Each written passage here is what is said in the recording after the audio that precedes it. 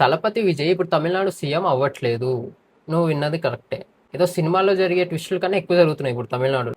ఏంది అసలు ఇష్యూ అంటే ఇప్పుడు తమిళనాడులో టోటల్ 234 అసెంబ్లీ కాన్స్టిట్యున్సీస్ ఉన్నాయి. ఇప్పుడు గవర్నమెంట్ ఫామ్ చేయాలంటే మ్యాజిక్ ఫిగర్ 118 సీట్స్ కావాలి. ఇప్పుడు విజయ్ పార్టీ టీవీకేకి 108 సీట్స్ ఉన్నాయి. కానీ 2 చోట్ల విజయ్ గెలిచాడు కాబట్టి ఒక రిజైన్ చేయాల్సి వస్తుంది. సో ఎఫెక్టివ్గా 107 సీట్స్ ఉన్నాయి టీవీకే దగ్గర.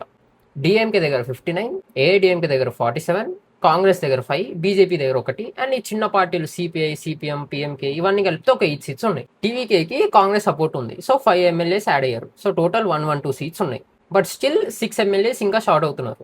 ఇప్పుడు విజయ్కున్న బిగ్గెస్ట్ ఛాలెంజ్ ఈ 6 ఎమ్మెల్యేలని ఎక్కడి నుంచి తేవాలి అని. గవర్నమెంట్ ఫామ్ చేయడానికి విజయ్ దగ్గర 4 ఆప్షన్స్ ఉన్నాయి. ఒకటి, కాంగ్రెస్తో పాటు ఈ చిన్న చిన్న పార్టీలన్నీ కలుపుకుంటే ఒక 120 సీట్స్ వస్తాయి. సో ఈజీగా గవర్నమెంట్ ఫామ్ చేసేయచ్చు. సెకండ్ది, డిఎంకేతో కానీ ఏఐడిఎంకేతో కానీ కోయిలేషన్ గవర్నమెంట్ ఫామ్ చేయడం.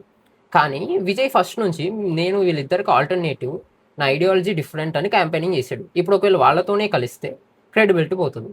మూడోది, వేరే పార్టీ ఎమ్మెల్యేస్ని కన్విన్స్ చేసి కండిషనల్ సపోర్ట్ తెచ్చుకోవడం. కానీ దీంతో ప్రాబ్లం ఏంటంటే గవర్నమెంట్ వీక్ అయిపోతుంది. ఫ్యూచర్లో ఒకవేళ అపోజిషన్ పడేయాలనుకుంటే గవర్నమెంట్ని పడేయచ్చు. నాలుగోది, ఎమ్మెల్యేస్ని డైరెక్ట్గా పార్టీలోకి లాగేసుకోవడం. కానీ యాంటీ డిఫెక్షన్ లా ఉంది.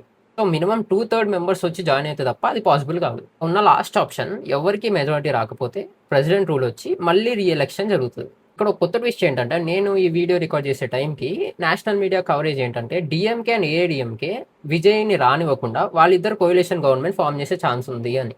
But I feel this is most unlikely. ఎందుకంటే ఇన్ని రోజులు భర్త శత్రువులా కొట్టుకొని ఇప్పుడు ఒక 5 ఏళ్ల పవర్ కోసం కలిసిపోతే జనాలు పట్టుకొని ఉంచుతారు ఈ 2 పార్టీలను.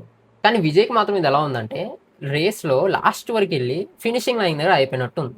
So comment down your thoughts. నిజంగా విజయ్ సీఎం అవుతాడా? ఒకవేళ అయితే ఏ పార్టీలతో పొత్తు పెట్టుకుని అవుతాడు?